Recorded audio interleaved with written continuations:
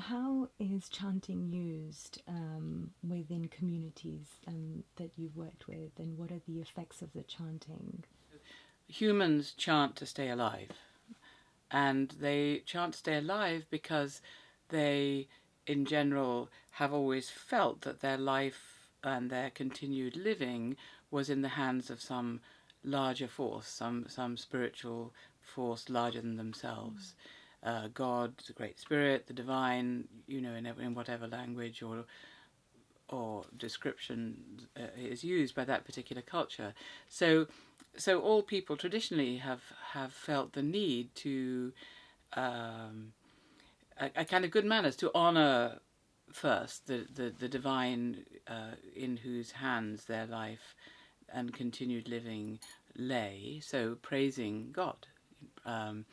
And then praising God and then asking for help. So, it's good manners. You praise first. You say, you're great, you're wonderful, you're blue, you're green, you're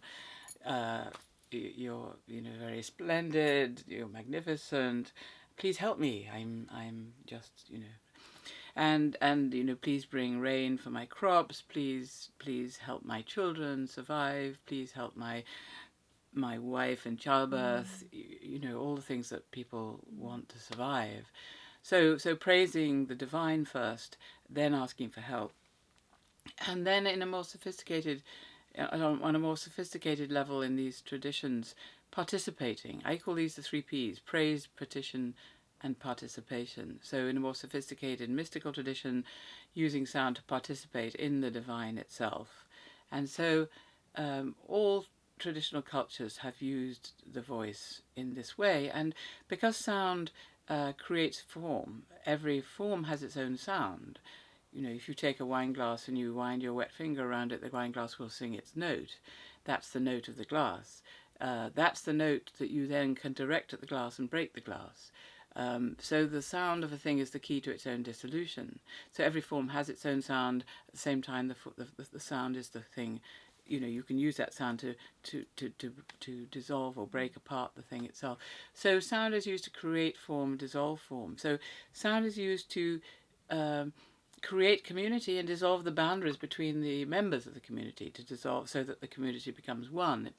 It dissolves the boundaries, the internal boundaries between body and mind, for example, between individuals and nature, the sort of geometries of nature, so that we're embedded in our environment. It dissolves the boundaries between spirit and matter, so that we are able to, having come into being through sound into form, we're then able to dissolve the original material and return to spirit, so that the sound is the way the world is created. We're told this in every tradition. In the beginning was the word, in the beginning was the Om, in the beginning was the first 7 vibrations of Ogotameli in the Dogon. So many traditions describe the sonorous beginning or the sonorous process of continuous creation as some form of sound itself, and then we have the ability through sound to then return this material back into spirit. That's the spiritual journey, the spiritual path, which seems to be our responsibility. So one of the pathologies of our societies, I have always seen, is that we don't have community, and maybe because we don't sing or chant together. So this has been eroded from our life, partly because in order to remain living, which is the fundamental agenda of living beings, is to remain living. This is why we praise God, when we felt that that's the way that we sustain living. But if we then come to a different way of sustaining living, which is what happened in the sort of scientific world view, we found that in the 17th century we started trying to predict what would happen tomorrow by counting. So if you measure if you measure something today and it measures the same tomorrow, then we or the same yesterday. If your counting was the same yesterday as today, then there's a good chance it'll be the same tomorrow. Therefore, we feel that through counting and measuring, we can stay living, because we know what's going to happen tomorrow. Therefore, if we know what's going to happen tomorrow, it's a way of controlling our environment, then we can survive. And so this predictive ability, that comes through counting based on what happened yesterday, becomes the sort of modus operandi. So we don't need to praise God anymore. We don't need to chant because God is somehow eroded from our society through counting and measuring. And so where we are today with that is that people are increasingly disaffected from their spiritual roots, and less people go to church in the Western societies. More and more people are becoming atheistic and feeling they can do without a spiritual life. And so my work was really about trying to, I call it a kind of re-enchanting. I felt that we were disenchanted. And for me, I take that literally. I mean, if we're disenchanted, the remedy is to chant, because to be enchanted means to be made magical through chanting. And so if we're going to be re-enchanted or no longer disenchanted, then the remedy is to chant again. And so my work over the last 40 years has been trying to create and sustain a sonorous community. And I feel this is what I've been doing. There's a wonderful group of people who've been working with me for many, many years. And, going out into the world and since I started, when I started, if you wanted to sing, you had to join a choir. If you joined a choir, you had to read music. If you would have to have an audition. Now, the community choirs everywhere, you don't have to read music, you don't have an audition, anybody can join them. People... so...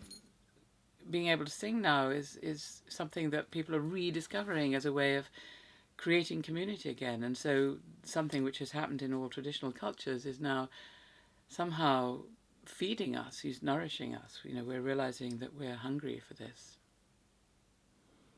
So I'm interested to know about your work with Ancestry, and so how this music is used in community also to access connection and healing with ancestry.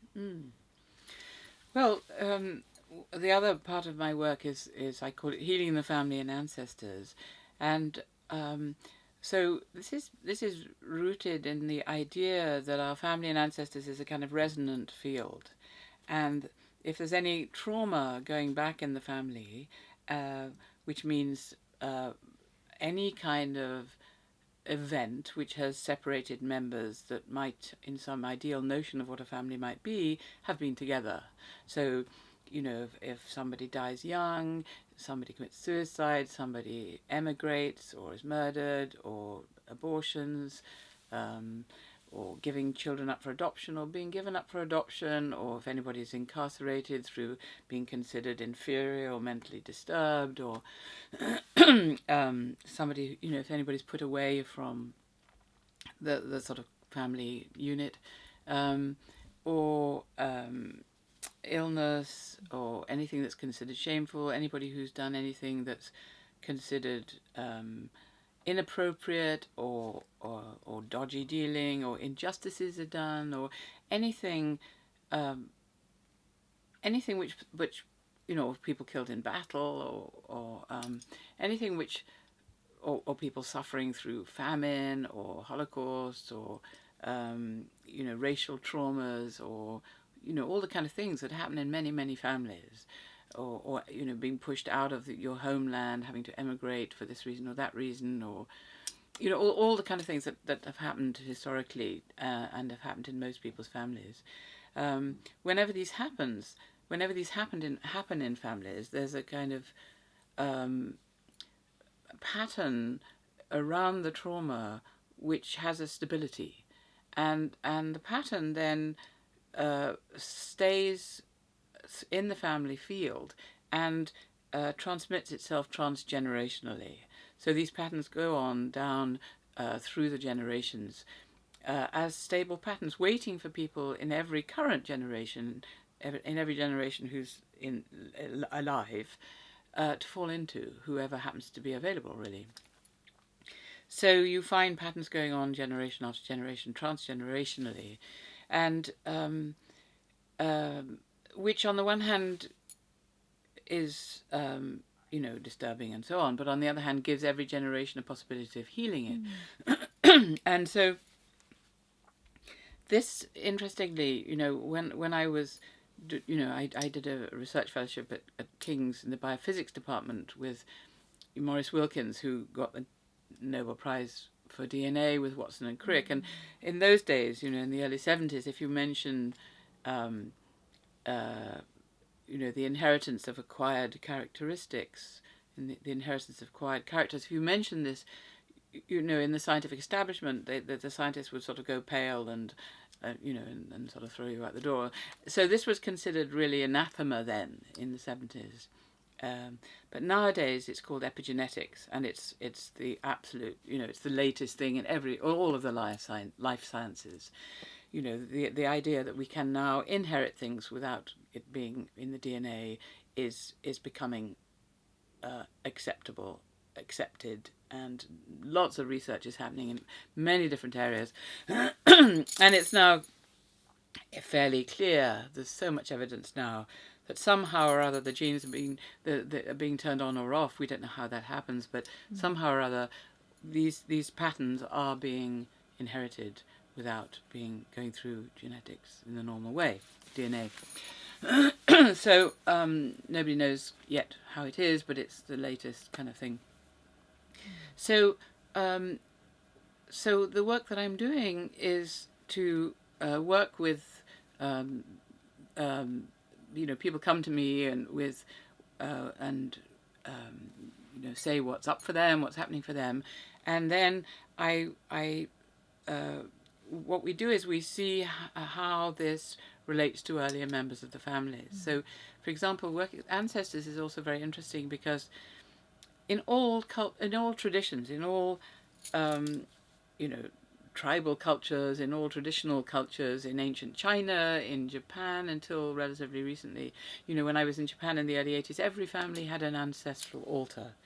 So, and then every day you'd put fresh rice, water, maybe alcohol, whatever the person, whatever the last male head of the family, which is who the ancestral altar would be acknowledging, liked. If they like Coca-Cola, then maybe Coca-Cola and whatever. So this is less so now. When I talk to young Japanese people now, they say, well, yes, my grandmother used to have one. But so now it's definitely dying out. But in China now, still there's Ancestor Day. It's still a big part of it. So in the Far East, and actually one of the things that happened in the tsunami in Japan was a very interesting article, which is where an anthropologist was interviewing a priest in Japan after the tsunami who was finding that he had to exorcise young girls because they were being taken over by ancestral spirits who'd lost their home in the tsunami.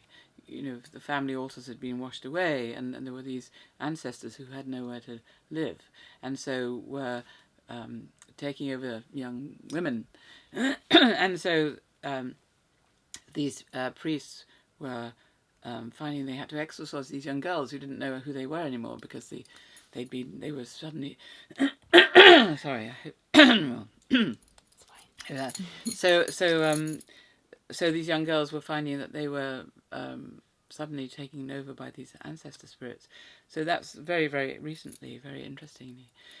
Whereas in the West, this idea is, wouldn't make any sense to us because we have in the West, we still have All Souls Day on the 2nd of November, All Saints Day on the 1st of November, the day of the sanctified dead, and then the day of All Souls. So we still do, in Christian church.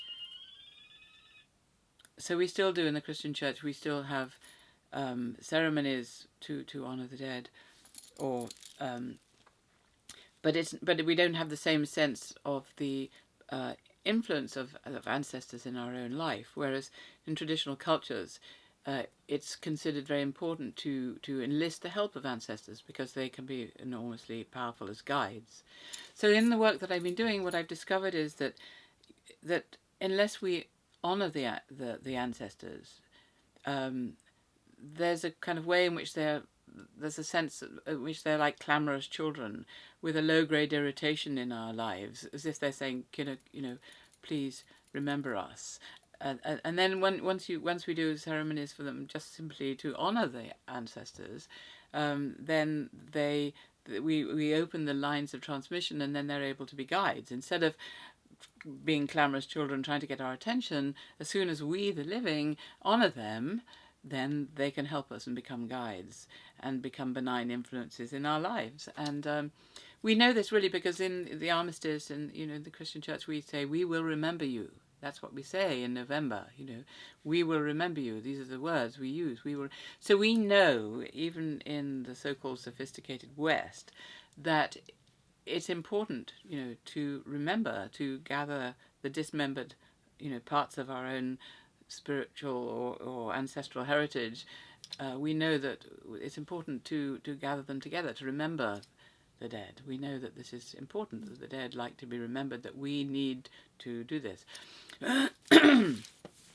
So that the work that I'm doing is really, I've for many, many years now, I've done ceremonies where we just simply honour our ancestors, and we find that by doing that, our lives just become much more magically, smooth, and things begin to work out in the way that we like, much more in the way that's, the whole thing becomes more a sense of flow and things working out and in the way that they might not have done before.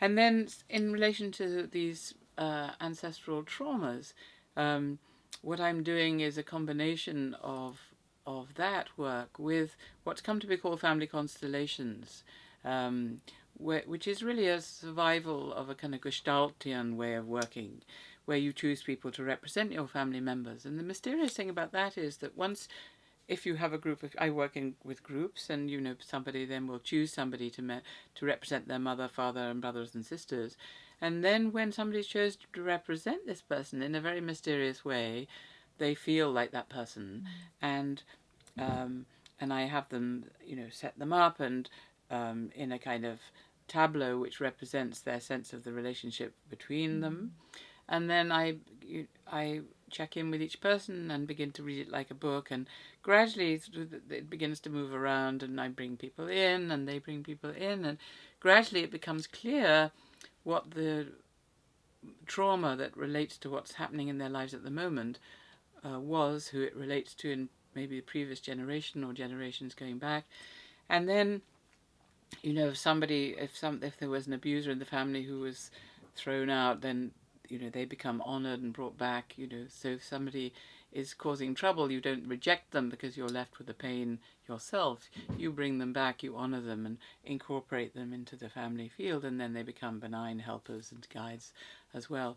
So it's really about bringing back the bits of the field, bringing back anybody who's been excluded. So anybody who's been separated, by dying young or being sent away, they're not part of the field anymore. So the work's really about creating a coherence within the field, so that all exiled members of the field are restored to their rightful place, and then when everybody's in their rightful place, everybody feels good.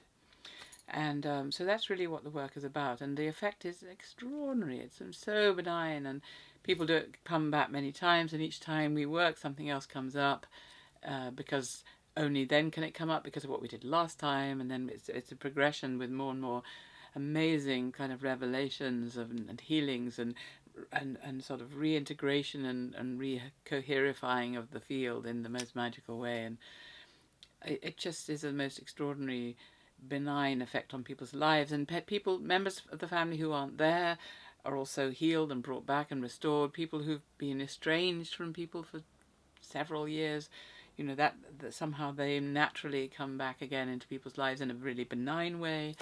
So it is the most powerful thing, and the way that I do it, because it's like a resonant field, the field of the family and ancestors, I find that I find that that working ceremonially is very powerful, and working with sound is very powerful. So with every person that I work with, the work emerges out of a field of resonance. So we're chanting together for a while before the work starts, and then the work goes back into the chant again. So I find that using sound activates the resonant field of wholeness of the family in a way that makes it an even more benign and magical process. Yeah, and that's what I find so powerful and extraordinary about your work, because you combine sound and the power of sound with family constellations. Yes. And yeah. Yes. That's amazing. And you worked with Native Americans as well. Mm-hmm. Did you learn sound techniques from them as well? Yes, I mean, in the Native American tradition, often they have syllabic chants, or vocables, they're called, where they so in the field of sacred chant, there's the whole field of mantra, for example, which is using discursive language, but using it in a way which is non-discursive. So using phrases which may be in archaic languages. Usually, mantra is mantra and liturgy are usually in archaic languages. You know, for example, Sanskrit for the Hindu tradition or the Buddhist tradition, or Church Slavonic in the Eastern Church, Christian Church, or Latin or Greek in the Christian Western Church. So it's highly conservative, the language, and so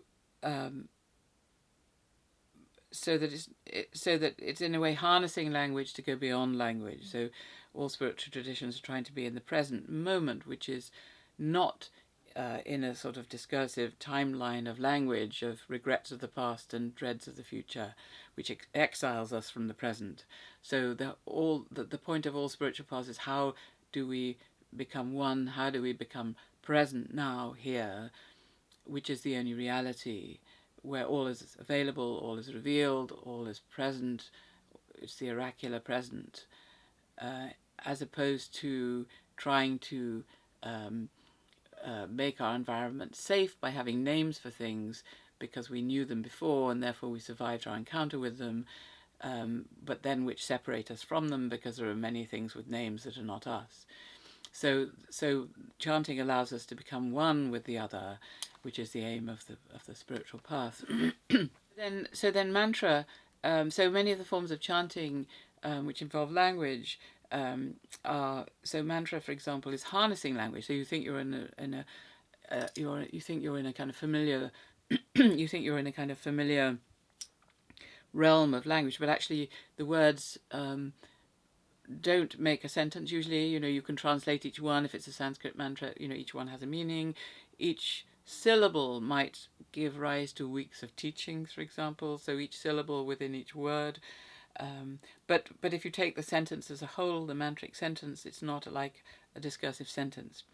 So I think of it almost like a kind of homeopathy of language, where you're using these words which are in an archaic language. You're using them repetitively. The sentence doesn't have a discursive meaning. Each word can be translated. Each syllable within each word may have many weeks of teachings around it. And you're using it to go beyond mind. You're using it to go beyond the linguistic discursive mind into the nature of mind itself. So you're using language to go beyond language. You're using language to go beyond language. So then, even further than that, some mantras you can't even translate the words. You know, they're not exactly the name of, say, a divinity, if that's the case. They're not exactly translatable. And then you find this in many traditions. So in the Native American tradition, there's this thing called vocables, and you get this in a number of traditions, or syllabic chants, where which are often channeled by different people, and people have their own chants, their own songs, and they don't have a translatable meaning. So, you know, there's things like Hani yana wana awe ho yana, Hani yana wana awe ho yana awe he Hani. So they're that kind of a thing where the words actually aren't translatable. And there are many, you know, that's the Native American tradition is very much like that. You know, it's a lot of the chants you can't translate, and yet they may mean something very precisely within the context in which they're used. So vocables or syllabic chants is very much a part of traditional use of chanting. Wonderful. 40 years ago when I started this, realizing that it was important to bring sound back and to have people chanting together using their voices, I was really wondering what was the best way of, if we were going to sing again, what should we be singing? And so I'd found, in the late 60s and early 70s, I'd found a way of chanting from Central Asia, indigenously from Central Asia, from Tuva, Mongolia and Tibet, of chanting with no words, where you chant on a single note and you amplify the harmonics so that the harmonics are louder than the note itself. And this is very, very important, really, because in the West, in the 17th century, we retuned our music. Because of the popularity of pianos, there was what was called a tuning problem, which was that pianos were very in tune in one place, or keyboard instruments in one place, very out of tune in others. And so it was a conundrum. How can we retune it so it's acceptable to the ear? So what was finally adopted was the well-tempered scale, which takes the so traditionally the Pythagorean tuning, if you go from one note to a note 5 notes above it, then and then 5 notes above that, you when you should theoretically maybe reach the octave, you're overlapping it by a quarter of a semitone, known as the Pythagorean comma. And so what was done was this quarter of a semitone was round back into the octave, making all the intervals in the octave a little bit stretched or squashed. In other words, out of tune from perfect tuning. And so all Western music is out of tune. So when I was looking for a way of retuning us, the overtones, which is a way of amplifying the harmonics so they're louder through resonance, so that they are totally in tune, became a wonderful way of doing it. Firstly, we would be in tune by doing that in a way that Western music isn't, but also the question of words and was overcome, because if you sing a national anthem one side of the border, you're tuning in with the community, but if you sing that national anthem the other side of the border, you're singing the wrong song. And so this is what I adopted as a way of bringing people back and introducing them to the sound, of a way of chanting on a single note, which was useful for people who couldn't sing in tune anyway, and then amplifying the harmonics through changing the shape of the resonant cavity so that the notes that we heard were completely in tune, which means that we became sound. Sound in mind and body, not highly strung, not out of tune, not cracked, so that we were truly in tune. So maybe I'll just quickly demonstrate that.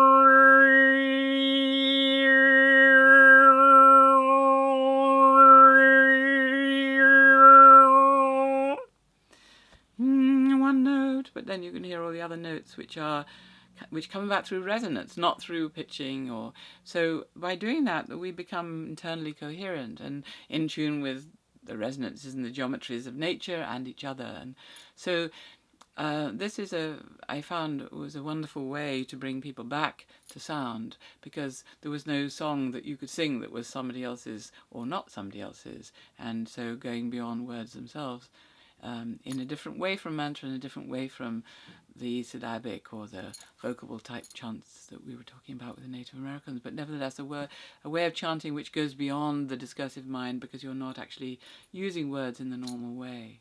So this is a very powerful way of becoming sound in mind and body.